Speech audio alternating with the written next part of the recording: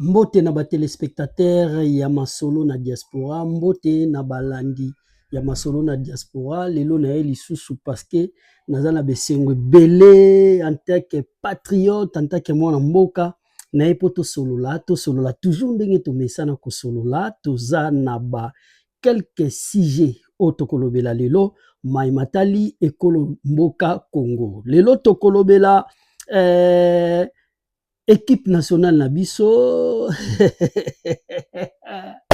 ah Nzambe esengo wapi na bisio esengo wapi na bité ezala depuis 1900 combien depuis 1900 combien o nazo yeba lisusu te oyo ba congolais bakenda na coupe du monde mais lelo Nzamba sali biso susu ngolu Nzamba sali biso ngolu eke na nzela ya ba joueur na biso to beti pe to longi bitumba tolongoli ba équipe o tong mususu na niveau ya Afrique babangaka o batu bamonaka ke bango penda babetaka ndembo ya kosakana te mais RDC eloko makasi mboka nanga toujours likolo RDC eloko makasi sengo tozala ngo yango na sans plus tarder lelo kutu makambo awumeleza te napesika mbote na bacongolais nyonso napesi mbote na bapatriote nyonso napesi mbote na bacongolais tout oyo bolandanga esika bozwami na bandako na bino na ye liboso na bino mpo tosolola équipe nationale RDC toujours likolo nayebi te esengo moko nazala yango impossible nane esengo moko oyo nazala nango nanu boye te RDC mokomba ba joueur na biso Congo o batu bayebaka ngo balobaka no équipe nationale so kebeta bale il faut zwa mwa likaya bwa mungo cha pembeni po na tension awa tocha lisusu makaya bute tocha lisusu makaya bwa mungo pembeni te po na tension pende koma tokei toyebi ke toke tozo beta pe tozo gagner toyebi ke toke tozo maniola pe tozo gagner toyebi ke toke tozo frapper bravo na ba Léopard bravo na équipe nationale ya RDC bravo na ministre ya sport Didier Bidimbu bravo mon frère bravo na Fachi Beton Mukwatombo président de la République ye atie na ye atie lisu na ye azotala équipe nationale ye penza ye moko premier sportif ba congolais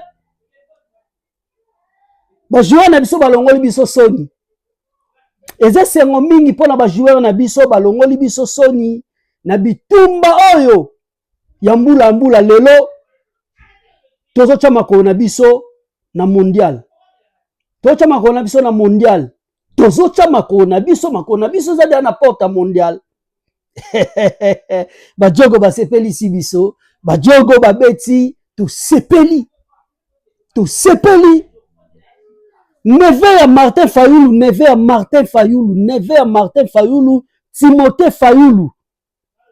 Timothée Fayulu toyebi pete so pesa ya solo so pesa na kombo nde kokanye toyebi te tozela tomona tozia toyoka po eko fite kaka eko bima kaka mwana neve eza na kombo ekokani toyoka kaka mais o toyebi Timothée Fayulu ndenge toyebeli babi na biso mwana kasi na neve na ye Timothée Fayulu meilleur gardien na moment ya ba penalty asakani nango da mwana naza yebe nda makasi kota ba penalty bravo Timothée Fayulu coup de chapeau Chancel Mbemba de midi au sepeli si peuple congolais ya rosaranate Chancel Mbemba umela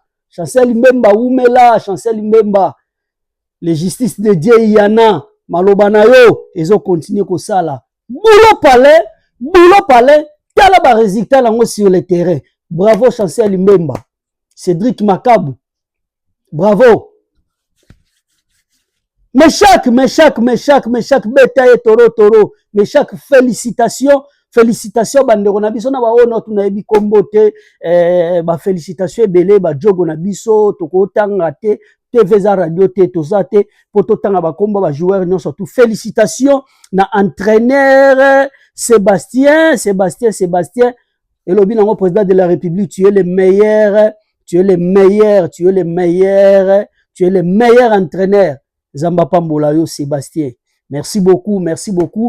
Peuple congolais, après match, lobi nango, ba joueur na biso bazongi,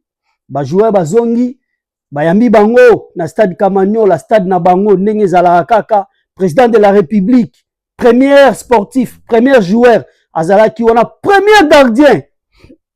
Binomo bomona, ayamba bale na terrain bomona, premier gardien Félix Antoine Tshisekedi na maman Denise Nakero bayambi bango na stade Kamanyola. Na Tikibino Tolanda, on se retrouve juste après. Merci. Du monde, États-Unis, Canada, Mexique. Et là, le chef de l'État est monté à l'estrade sur la scène qui a été préparée pour la circonstance et pour poser pour la postérité. On retiendra dans l'histoire du sport national qu'un soir du 17 novembre 2025, c'était le retour des léopards triomphal, disons, pour ce qui est de barrages continentaux, avant d'espérer franchir un autre palier et s'est qualifié. C'est franchement beau, tous ces moments-là, l'ensemble de l'équipe, l'ensemble du staff, le ministre des Sports et loisirs, le patron des sports. Après la photo de famille, le président de la République va... Nous allons écouter... Il va parler avec le staff et les joueurs. Nous allons les attendre dans une grande ambiance. Puis, nous allons les voir revenir vers nous. Ndenge bauti Rolanda, bomoni président de la République, ndenge asepelisi bana na ye, ndenge bayambi ba joueur na biso na kati ya stade, esengo. Na ebisi bino mondial oyo tozokende tour oyo, bakoko baolamuka. Nzambe na likolo fo penda tinda ba ange na ye, bakita, ba défendre RDC. RDC azonga ta na coupe wana. Pourquoi pas coupe et na RDC. Peuple congolais naleki na dossier ya mwana na biso Dorcas Dienda Miss Universe. Mwana na biso ya mwasi ndeko na biso leki na biso o azo défendre biso pour la deuxième fois. Défendre biso na moment oyo. Mondialement Miss Universe. Tozo zela deuxième trophée après ba résultat ya ba joueur congolais. Tozo zela mwana na biso Dorcas Dienda amemela biso trophée abima Miss, pourquoi pas abima premier. Tozo souhaiter mwana na biso ba bonne chance. Tozo wana tozo voter ye. Tozo wana tocha ba possibilité na biso en jeu. Tozo deuxième victoire ya Miss Universe ya Thaïlande et ya na Congo. Yango nde tozela. Mwana biso leli alobi peuple na regretter ta na tali vidéo na ye na oki mwana biso alobi gouvernement congolais ba soutenir yete gouvernement congolais ba kipe yete, mais tout ça se passe bien nyonso yeke malam. Tozana posa gouvernement congolais, j'ai fait un appel à madame la première ministre Judith Suminwa. J'ai fait un appel à maman Denise Nakero Tshisekedi. J'ai fait un appel ministre Nabiso ya culture. Botia mwana Nabiso Dorcas Dienda maboko akende liboso ayeba na ko remporter victoire ya Miss Universe amemela biso ngo na Congo. Pourquoi pas? Peuple congolais telema esiko zali. To soutenir mwana na biso, to publier, to voter massivement. Amema atombo la bendela Congo. Kombo Congo zo kende likolo. Victoire tozu déjà na ba léopard.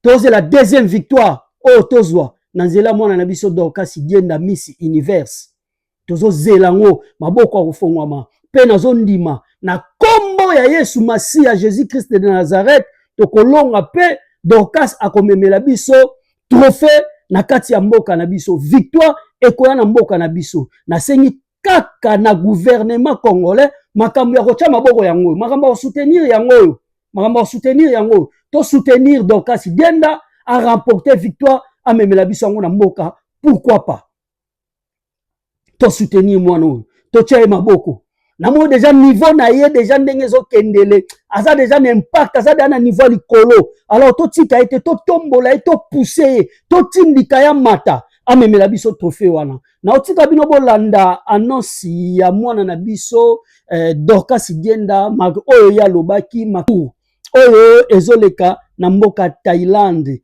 participation na ye apesi ba biographie na ye apesi ba idée na ye apesi nyonso makanisi na ye pona mboka Congo tolanda ye abiloko aza muta ko soutenir voilà bato ko soutenir bango yo po mboka na biso etombwama ekende liboso. Je vous laisse suivre. Merci.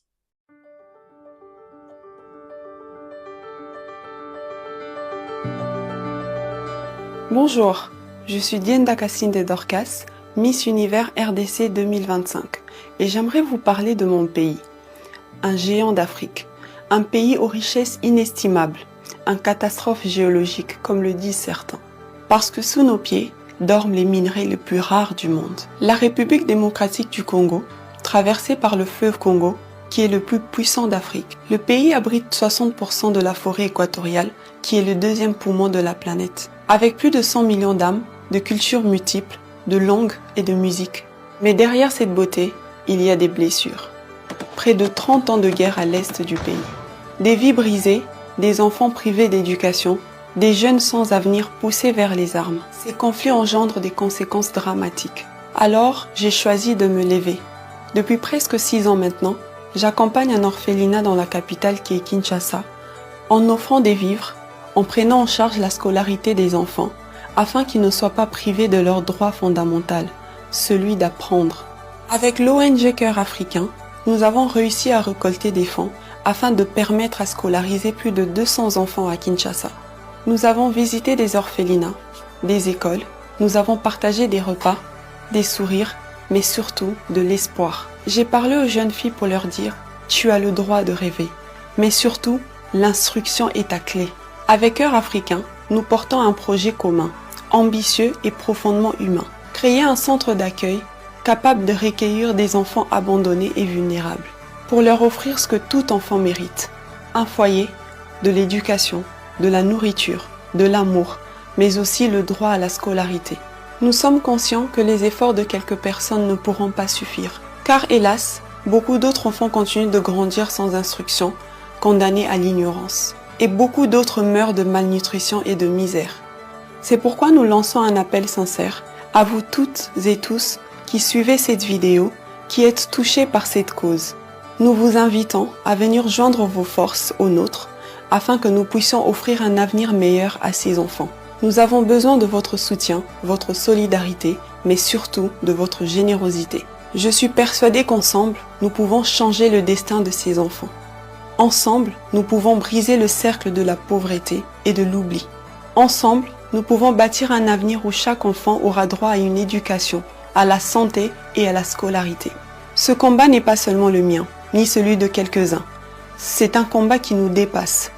Et ceci devrait être le combat de l'humanité tout entière. L'éducation est la clé de la paix. Un enfant qui apprend construit l'avenir. Une fille instruite libère une nation. Et un peuple éduqué se relève toujours. Pour que nos couleurs brillent, pour que nos rêves vivent et pour que le monde nous écoute, nous devons tous ensemble nous battre au nom du Congo. Ya masolo na diaspora, merci. Wana bouti kolanda bongo, mwana na biso Dorcas Dienda. To soutenir ye, to tindika ye, amemela biso victoire, to tindika ye, amemela biso trophée, to tindika ye, pona mboka na biso etombwama. Lelo, batu, ba vivre, ba sentir comment les Congolais sont soudés, comment les Congolais sont réunis pona ko tindika ko pousser ndeko na bango to pe leki to pe mwana na biso ya mwasi na kombo ya Dorcas Dienda pour a remporter victoire. Na sengi na peuple congolais no tout telema bisika toza to voter massivement, to voter mwana na biso, to voter ye, to voter zane loko musu to ko sala te saka ko voter ye. Et si ko zwami na nzela téléphone na yo kota luka ndenge ni ko sala po o voter, to voter mwana na biso massivement, massivement, massivement, massivement. Simbanga awa na lingaki na lobela lisusu na meka mpe ko toucher mboka na ebite mboka na biso. Soki tozo kende wapi na mboka na biso Congo, mboka ekolo Congo, mboka oyo lelo soki Patrice Emery Lumumba, lelo soki Kasavubu, lelo soki ba papa na biso bakenda batika biso balamuki batelemi, lelo soki ya Mungulu alamuki, lelo soki Gizenga Antoine alamuki, baya kotala mboko oyo bango batika, baya kotala Kinshasa bango batika ndenge komi, c'est regrettable. Kinshasa n'est pas gouverné, to ebite gouverneur ya Kinshasa oza wapi, gouverneur ya Kinshasa oza wapi. Moka ekomi mwambula moko ya mukie batu, il faut ba zinda ba inondation, il faut salema ba érosion, il faut salema partout na mboka mobimba. To ebite tozo kende wapi, jumsu to lala boye, to lamuki na tongo ba mboka nyoso to edindi. Mboka nyoso to edindi. Batu bazali soute parce que niveau ba maya mbule komi ko kotela batu na kati ya bandaku, niveau ba maya mbule komi ko buka banzela nzela batongi lelo après une semaine soki mbule beti kaka ma eleki wana nzela nyoso tu ebukani, érosion et salami. Mboka tozo kene na niveau ya mabe kala tout omona nzela wana ya njili wana ekokatana. Nzela njili soki ekatani boye bisangai bakonzi oyo boko banda ko yamba bapaya bo banda ko yamba. Boko lekisa bango nzela nini? Pourquoi mboka ezokoma mboka soni boye? Bandeko nanga peuple congolais, mboka ezokoma mboka soni. Kinshasa salité, place kotia lokolo ezate. Kinshasa ba inondation, Kinshasa ba érosion, ba mboke baby. Daniel Bumba, vous avez un travail à faire. Soki ozana omonike, soki oza incompétent, Daniel Bumba, c'est mieux au démissionner. C'est mieux démissionner Daniel Bumba. Koyoka sonité. Mboka neza munene, c'est comme sozo koka o maîtriser ngote. Daniel Bumba, sozo koka o gouverner Kinshasa te, tika Kinshasa na maboka mutu mususu. Na maboka mutu mususu. Po boye, komisoni mboka, komisoni. Hein? Mboka bapaya, baba kokutaka mboka salité. Dernièrement, il y a 2 jours président outi ko yamba ba président mboka mususu. Kasi fallait botambusa ba ona Kinshasa ba mona pe Kinshasa onenge komiti. Kin label komi kin salité, kin label komi kin poubelle, kin label et komi mboka ba potopoto, kin label komi mboka ya érosion. Bozo koka kozwa solution te. Bisika bozo ke no buka banda kuwana. Bozo tika ka ndengwana bobuki botiki kaka ndengwana bobuki botiki ka ndengwana ole bozo abanje botinda bo panza mabanga wana nyosu na babalabala wana nyotu kote bozo kende kobuka bo panza yango bozo banje mususe mata likolo wana efina onde tomona na bamboka bapaya na bamboka libanda bino boke bobuki batu bo panzi banda na bango botiki kaka bongo ba montagne mabanga ba montagne tozo kende wapi Kinshasa oyo, tozo kende wapi na Kinshasa oyo. Daniel Bumba, si tu n'arrives pas à gouverner la ville de Kinshasa, tu n'as qu'à démissionner. Démissionner, papa, démissionner. Et ça, le bateau, il est capable de gérer mboka wana. Daniel Bumba, il y a un bateau, il dit comment les choses fonctionnent. Hein? Ba maman bazoteka na balabala na poya na saute de mouton ya pompage wana donc plus wana na yebite zandu banda botonga zandu. Suta zando eba nakate. Na yoka bokoma kosenga soki pe na mama mo $60 pour azwa mesa na zandu. Si ke bando futa soki pa moi na baku $60, $600 pour mutoza mesa na zandu. Ça c'est quel pays ça? Ça c'est quel pays Daniel Bumba? Daniel Bumba tala mbula uti ko beta lobby, tala ndenge Roger Salami. Tala ndenge Roger Salami na nzela ki mwenza ndeko na nga Daniel Bumba. Oza jeune, pourquoi ko sala makamba boye? Peuple congolais na tikimi otolanda na mu video oyo na nzela ki mwenza lolenge nini mbule uti ko beta lobby mokola lobby mbule beta ki samedi ti dimanche na butu botala ndenge nzela kimwenza ekatani érosion et salami soni mingi pona mboka na biso soni mingi na Daniel Bumba soni mingi na gouverneur ya ville ya Kinshasa na gouvernement na nyonso eza pasi pe mawa mboka mawa tro natiki bino balandi ya masolo na diaspora tolanda na sima nango tozonga merci.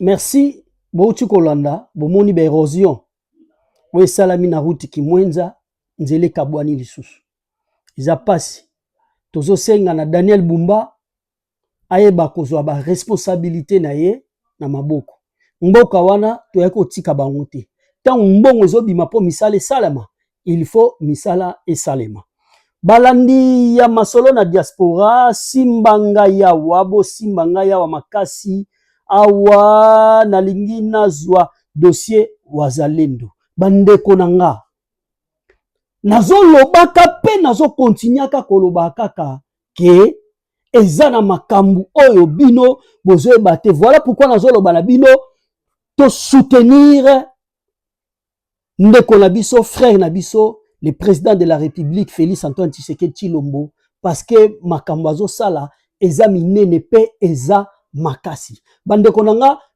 balandi ya masolo na diaspora bawazalendo o bino bozoka bawazalendo na yebisi bino sur le terrain victoire eza mikolo nyonso chaque jour bawazalendo bazo récupérer bamboka bawazalendo bazo kobeta bawazalendo bazo sala makambu oyo ezokamwisa batu bawazalendo black te bawazalendo bazo sakana te bazo récupérer bamboka nde na alo bawazalendo bana kata minembwe.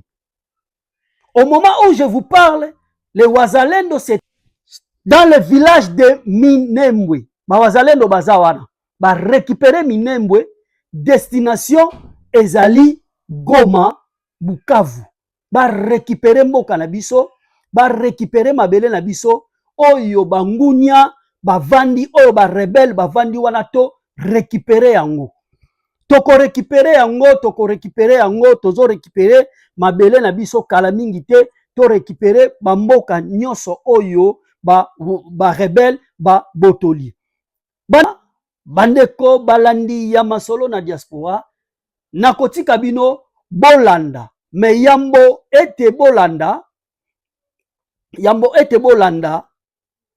nakotiela bino nanu audio bomona bien que bitumba bien que bango bazo botola bien que musalo bazo sala mais bazo réclamer lisusu na yebite soki ba je oyo bande ko sala maliboso yango ezongeli lisusu ko sala obie nini na yebite ba wazalendo bazo réclamer lisusu nzala tozo senga na gouvernement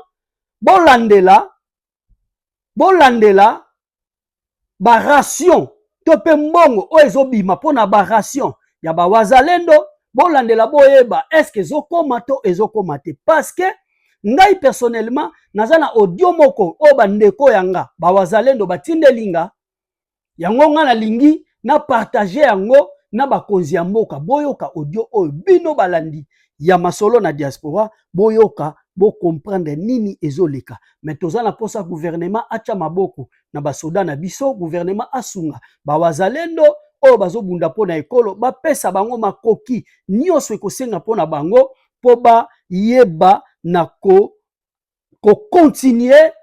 continuer baza tellement déterminé comme pas possible mais ezosenga il faut gouvernement afongola misu soki te mabe ekoya kosala malisusu avant gome kweya ezalaki pe kaka boye avant Bukavu ekweya ezalaki kaka boye batinda baraso ekomaka te mabe ekotaki. Alors tolingi su te mabe ekota, tolingi président de la république atiela biso moto ya malamu oyo bando kokende kokutana tête à tête na bawazalendo mpona kopesa bango oyo ekoki na bango. Tolanda audio oyo oyo bandeko na biso batindeli biso, bandeko na biso bawazalendo batindeli biso pona soutien na bango, surtout pona makambu ya biloko ya kolia. Tolanda.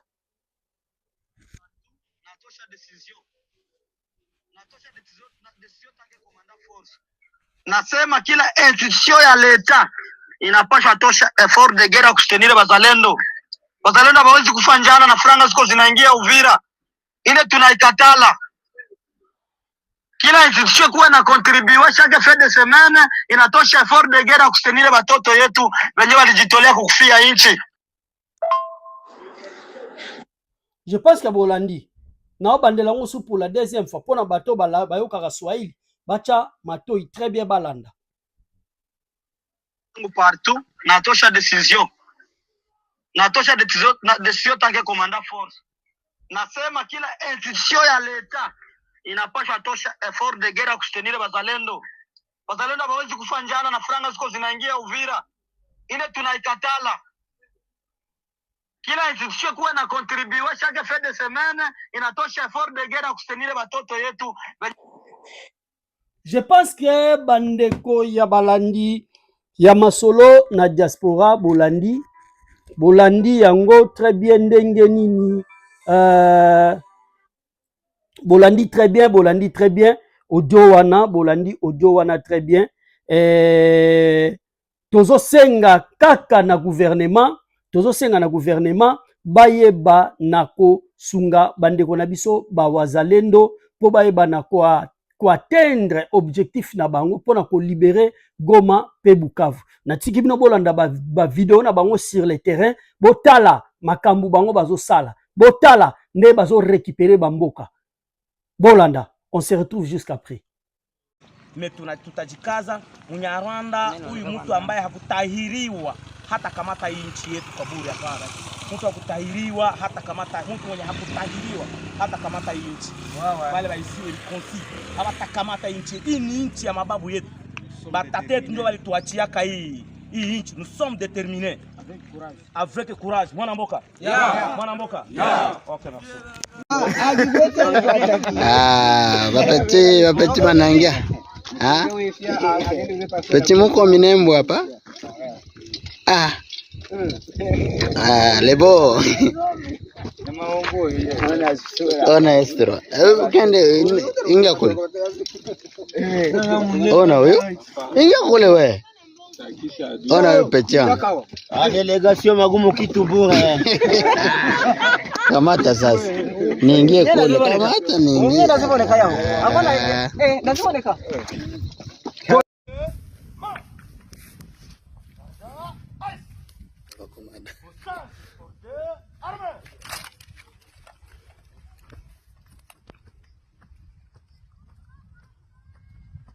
Trupe tikali na maboko ya komanda ya Jean-Pierre Brana wana parade.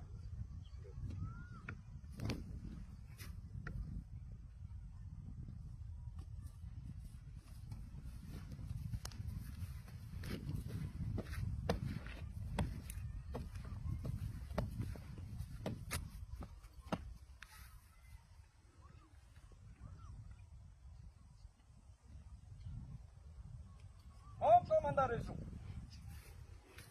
Les unités sont bien arrangées et ont bien écouté votre causerie orale. Devant vous, le commandant sera chargé des opérations. Jansi Bigombo, Alexis. Merci, commandant. Pesa Basoda, Yoshaka, officier, repos, marche, Bouna.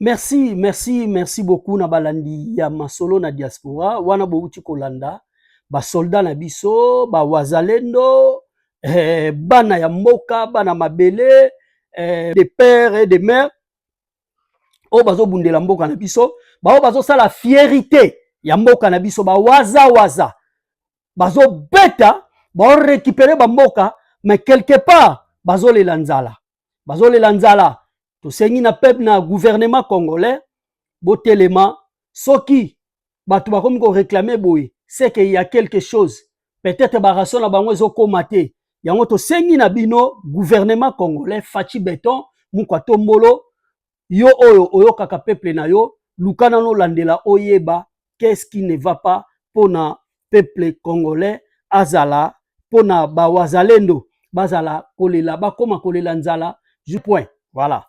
Jusqu'à tel point, bawazalendo balela kanzala. Yango moni, to sengi na yo mokonzi ya mboka o telema, oyeba na kozwa ba décision ya malamu. Bandeko balandi ya masolo na diaspora, na komi na suka émission na ngame yambona silisa. Yambola silisa, na seki. Oyebi mutu, so akomi na suka, omoni mutu so akomi na suka, akomi troublé, hein? Mutu so akomi na suka, akomi troublé, akoma abisala sala. Siko tango bomona, mutu lokola Paul Kagame, président rwandais, Hitler d'Afrique, a suspendre kopesa ba visa na ba pays nyonso ya Afrique. Ouais, Paul Kagame a suspendre, Paul Kagame boya lobi ba pays nyonso ya Afrique ba opesa sous visa te. Na otela bino affiche, bota la fiche na ye, bota la fiche ya Paul Kagame, décision azui. Décision azui, Paul Kagame, Hitler d'Afrique. Alobi, bako pesa lisusu visa te na ba pays na Afrique. Soka alobi bongo, eza parce que ngane na comprendre, omoni ba président o bauti ko ya na Congo.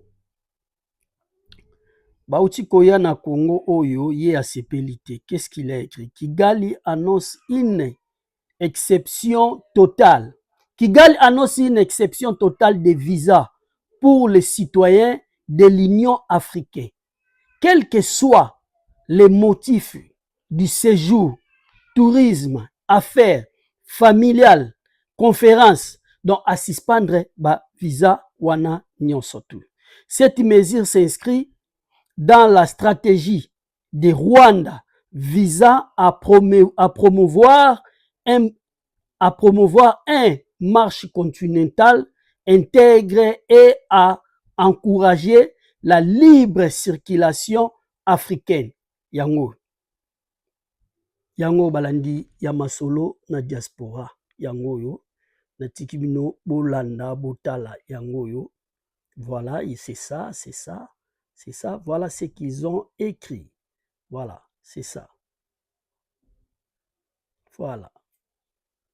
Voilà, zana bongi sa photo yo, ndi bachango na photo. Voilà, c'est ça. Voilà. Balandi ya masolo na diaspora, je pense que bomoni yango, bolandi yango, a suspendre alobi bakopesa lisusu visa te na ba pays africain. Eza mutu akomi na suka, omoni mutu so akomi na suka krake. Azangi siko alobi penda Félix Antoine Tshisekedi Tshilombo suki singa. Alobi na menasa na nga ba président na bomba na nga ba président na sala bwe mais nakutani siko nakutani na béton ya solo. Nakutani na béton ya solo nga inzete nazane loka osala te béton nakutani nango. Donc kanda wana siko ematiye mutu asali trouble mental. Mutu bebi alali na butu pongezo ya te avandi a réfléchir à sala bwe pongezo ya te parce que akutani na béton. Mukwa Tombolo. Tolobai na bino guerre ezo sila ndenge moko te na ba guerre obolobe sila. Guerre moko te sila. Guerre etikala ko sila te. Guerre ezalaka kaka. Guerre oyo bakoisela ngo Goma na période ya Kasavubu. Bakoisela ngo Goma na période ya Mobutu. Bakoiseli yango Goma na période ya Muze. Bakoiseli yango Goma na période ya tata oyo Hippolyte Kanambe. Petit onani Hippolyte. Baye koko isela ngo Goma na tango ya Fachi. Siko niveau Fachi azo kende nango eza niveau oyo ekotikala kosala malisu te ezosila mpona libela ezosila mpona libela ezosila te mpo ezonga me ezosila mpona libela mutu pene nde azosilisa bitumba nde ye yo mukwa ntombolo Faci Beton azosilisa yango. Kabila tikala kosilisa bitumba na Kongo te. Kabila silisa bitumba na Kongo te. Kabila asinyaki nde ba accord. Asinyaki ba accord. Ba accord Faci azoboya lelo. Kabila ndimaki yango. Hippolyte Kanambe nalinga ko benge na kombo wana te parce que yango te zaka kombo na ye. Nalinga na benge pena na kombo na ye. Hippolyte Kanambe Karemberembe. Asinyaka nde ba accord. Apesaki. O akokai ko pesa. O bango bazali nango besoin. Omone nanga nenga zo bunda wana nenga zo réclamer nenga zo boma bandeko na biso ndenge nanga azo boma bandeko na biso wana Kabila siko pa na ebangisaki ye abengi wana les exemple na pesi po période wana ezala ba M23 na batu mususu ye abengi bango ye abisa va bokota na ba institution na pesi ba yango mona tozaki na ba Rwandais na gouvernement tozaki na ba Rwandais na assemblée nationale. Donc on avait des Rwandais partout dans notre pays na makambu nyonso to mona ba Rwandais bazawana. Donc Kabila apesaki bango eloko bango balingaki siko Faci na tour na ye alobi eloko bino bozo luka wana so na pesi bino yango soki nga na kei o pa koya akokwea kaka na ba même pratique akokwea kaka na même mutamu. Alors pour ça na mabongo te ngai na bino ekosimba te ngai na bino ekosimba te ah ouais ekosimba te yango moni makambo ezokende ndenge ezokende simba ngai koto yo pona clôturer émission na ngai. Pero Louara se prend au castique du PPRD. Aucune communiqué après la condamnation. Je pense que Isaiah Kala, mais à Outiko Lubango, lobby. Aucune condamnation après, aucune communiqué plutôt, je m'excuse, aucune communiqué après la condamnation de Joseph Kabila. Entre parenthèses, Hippolyte Kanambe. Bolanda, moi la mobalo pecho maramba lobby. Bolanda, Nous sommes dans la résistance, les gens du PPRD là. Nous sommes dans la résistance. On vient de condamner Kabila, je vais en parler ici. Nous attendons la résistance du PPRD. La résistance du PPRD. Kabila a été condamné. Les Kassik, Kabila a été condamné. Bofandi, Raïssa Nasemanini, Raïssa n'a condamné, Banamou condamné. Raïssa Banamou condamné.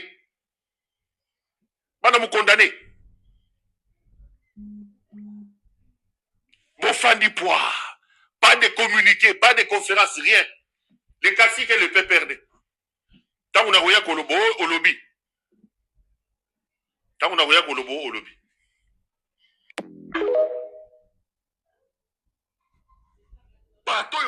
Nous sommes dans la résistance. Les gens du PPRD là. Nous sommes dans la résistance. On vient de condamner Kabila. Je vais en parler ici. Nous attendons la résistance du PPRD. La résistance du PPRD. Kabila a été condamné. Les Kassik, Kabila a été condamné. Raïssa n'a condamné. Voilà, bandeko ibalandi ya masolo na diaspora. Merci pour na fidélité, merci pour na tambo pesa kangai ya kokota la bandako na bino. Nzambe alola apambola bino na sengi na bandeko nyoso o bazolandanga na bolingo nzambe bo hésiter te ko s'abonner, bo hésiter te ko cliquer na cloche pour bo recevoir ba nouveau vidéo na biso ekobanda koya pona mbala sima na toni bino botondi. Merci beaucoup na bao ya ngai, merci beaucoup na ndeko nanga Daniel Kibwansaka, merci beaucoup na Jacqueline Lubingu, merci beaucoup na mon papa Martin Kunda, merci beaucoup na maman Mikaela ya papa Gilles na mboka ya Lyon, merci beaucoup na bandeko nanga, merci beaucoup na ba patriote nyonso tout. Il y a Abir, Action des bâtisseurs intègres pour la République, avec notre président Ogi Kaloji. Que Dieu vous bénisse. On se retrouve juste à la prochaine numéro. Que Dieu vous bénisse. Merci.